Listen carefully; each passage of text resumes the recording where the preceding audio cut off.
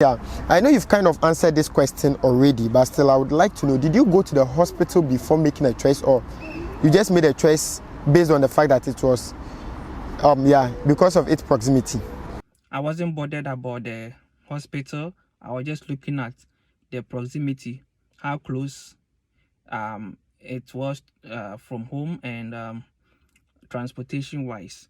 So I didn't bother to even go to the hospital to look at the place before choosing.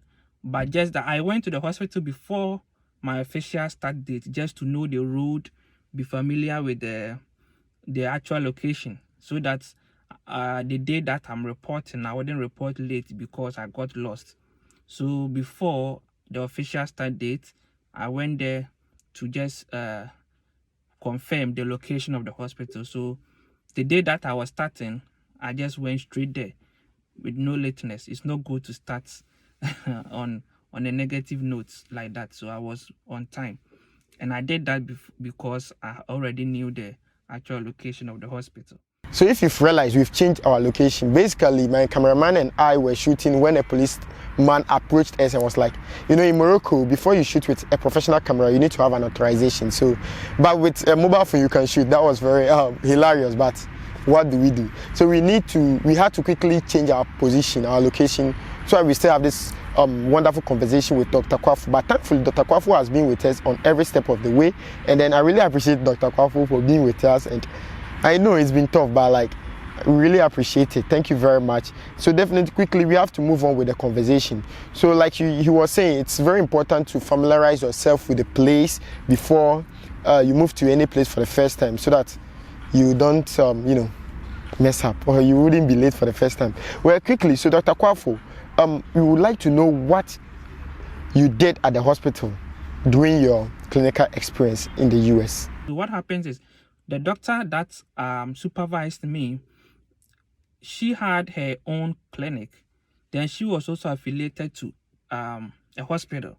Aside that, they have this home, what do you call it? Is it a home care where they take nursing homes? Yeah, where they keep the old people.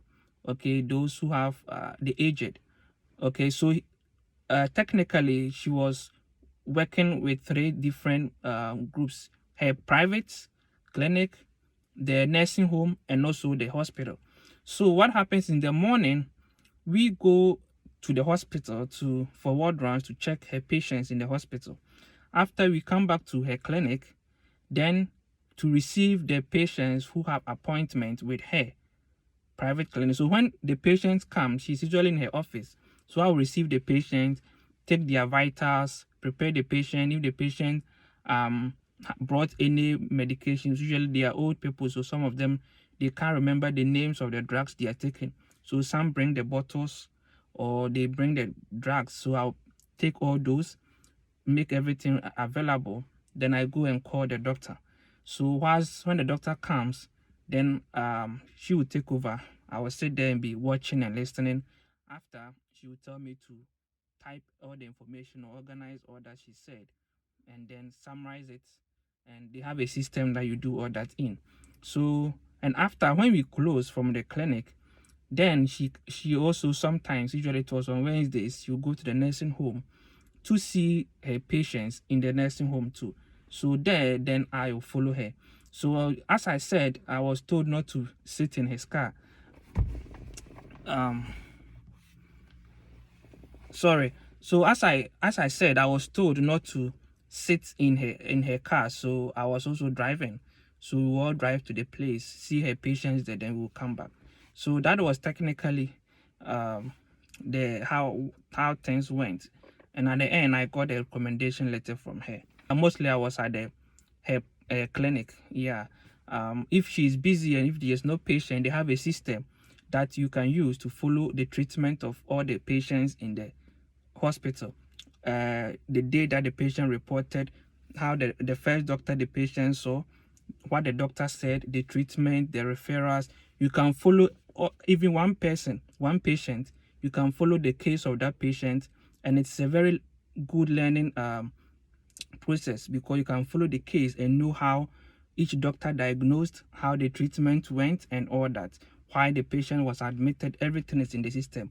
it's a secure system, but she opened it for me because I was a student. Yeah, so it's not something that is available for everyone. Yeah, so guys, you see how important it is to have the recommendation letter, because you have to do anything for that recommendation letter because it's very, very important. So yeah, there you have it. And definitely, Dr. Kwafo, you should be at the hospital. So yeah, that's what you went there for. And so yeah, you should definitely be at the hospital. So and again, Dr. Kwafo, I believe the system is always working. So I understand why the woman wouldn't be able to share whatever her patient was having with you because of what they call the doctor-patient confidentiality or patient-doctor confidentiality, one of those things. So I guess she was right, but luckily you had to see all those documents, and then I knew you experienced a lot from it, and then you built on whatever you learned before you went into the US. And definitely the system is working, so everything should be on system. Yeah, that's what you meant by the system is working in the US. So tell me, Dr. Kwafo, were you given a specialty of your choice, or you were just forced to do any specialty you had wanted, or that anything that was available was what was given to you? Yes, so the specialty you want. If you want to be a surgeon, if you want to be a dermatologist, if you want to be an obstetrician, it. So you will tell the agency that I want this hospital with this specialty, so that they will get that for you. Well, I would also like to know which of them was your priority. Is it the specialty or the hospital? The priority was the hospital. I wanted to get the hospital first. Even if I didn't get the specialty I wanted, I was still willing to take the opportunity, because I knew definitely I may meet somebody there who know somebody in the hospital with my specialty. You know how connections work. So I just started by taking up any opportunity available. As long as I'm going to the hospital, that is a good start. Then later on, I will focus on getting the special. That is, if my specialty wasn't available, I was willing to take up the opportunity, even if it wasn't the specialty I want. Just to be in the hospital, be friends with doctors. Maybe that doctor will even know someone. We don't know how these connections work. So yeah, I was willing to pick up the opportunity. I know, right? Yeah, it's really important to have connections, because of connections, that's how I'm able to contact you, connect with you. So yeah, I get it.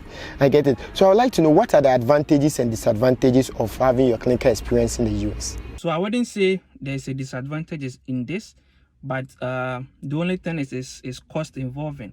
Yeah, it can be very expensive. So I would say that is the only disadvantage part. Otherwise, even if you don't want to practice in US, having this experience is a big thing on your CV. You can add it to your CV. You can get a recommendation. It will help you.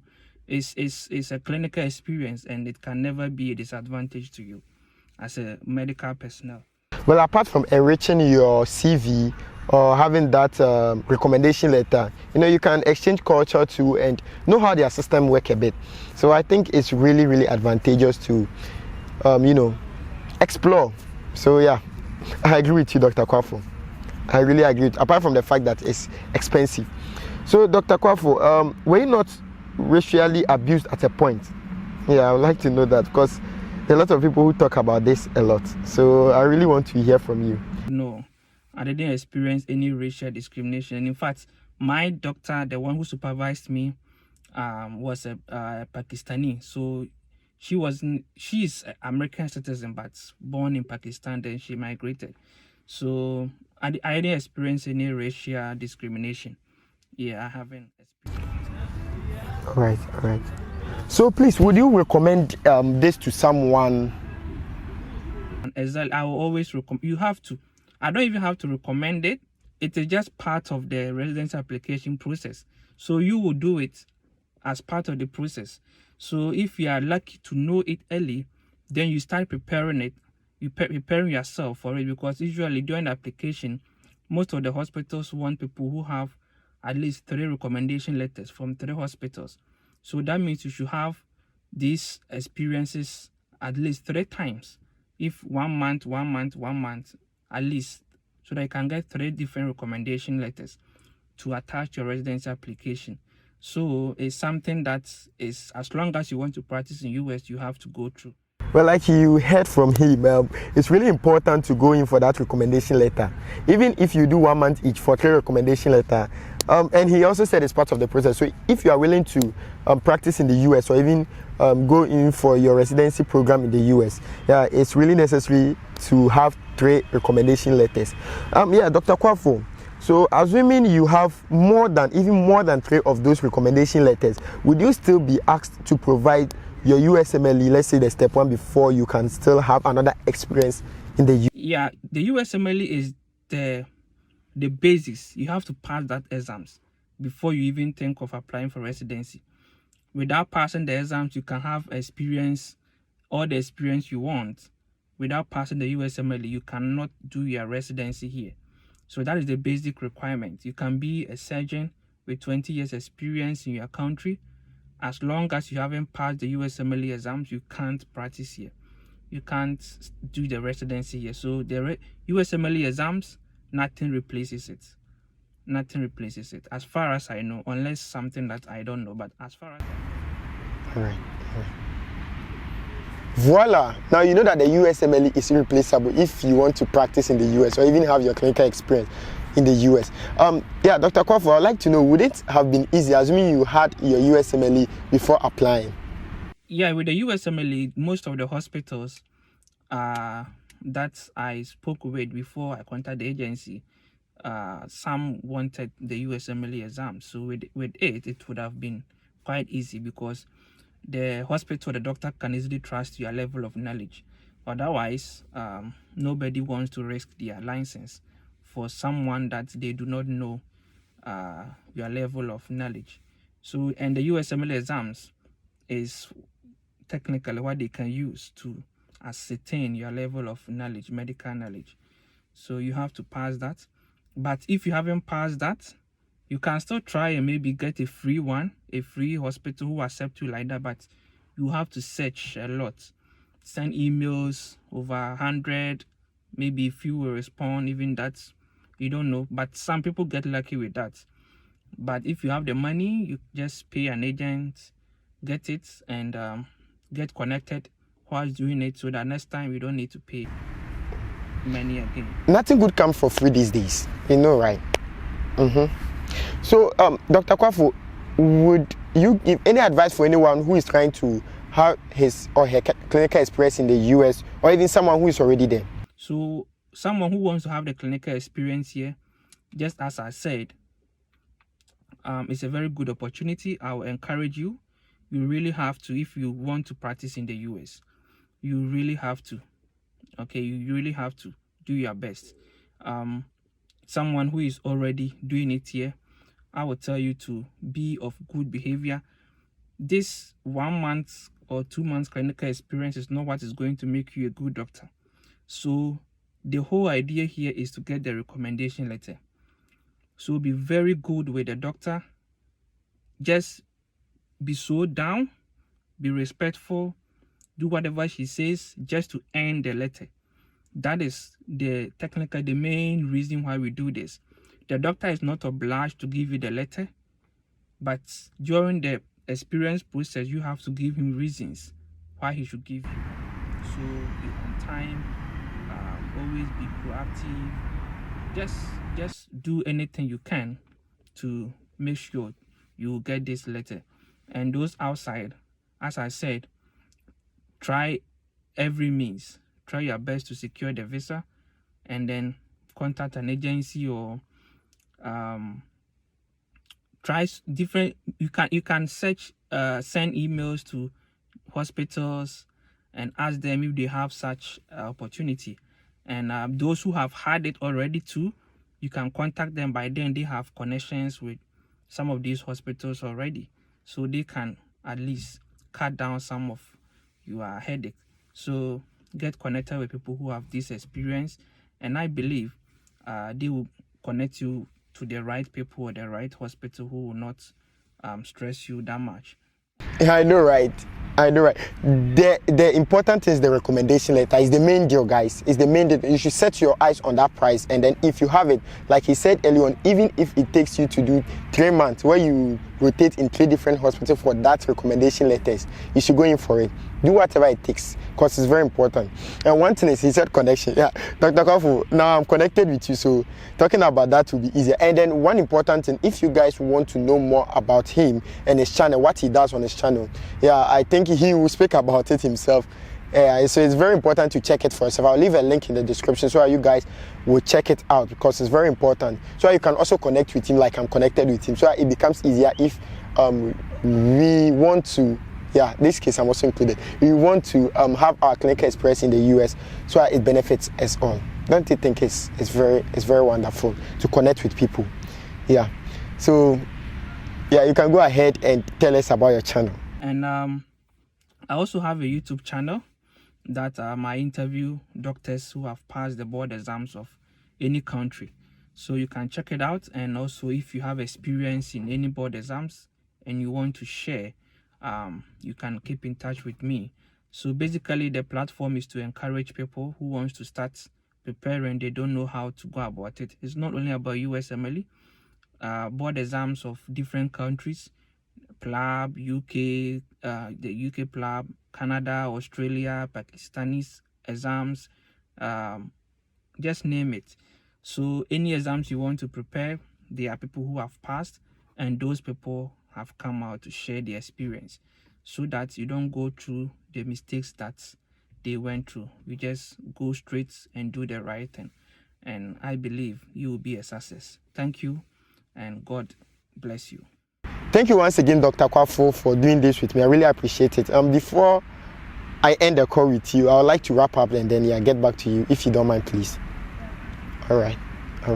So thank you very much, viewers, for sticking around. I hope you enjoyed today's video, and I hope those who are willing to have their clinical experience in the US would watch this video to the end, like till now.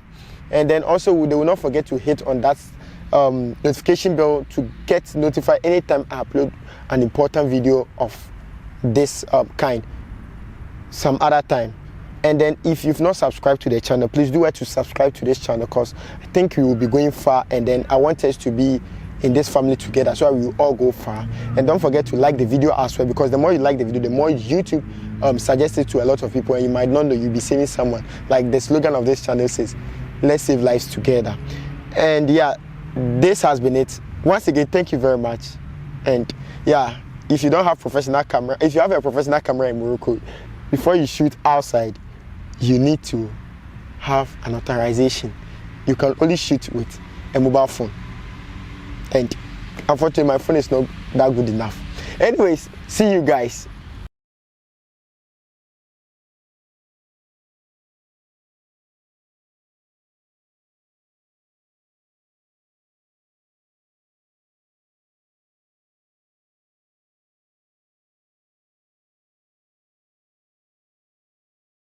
I heard.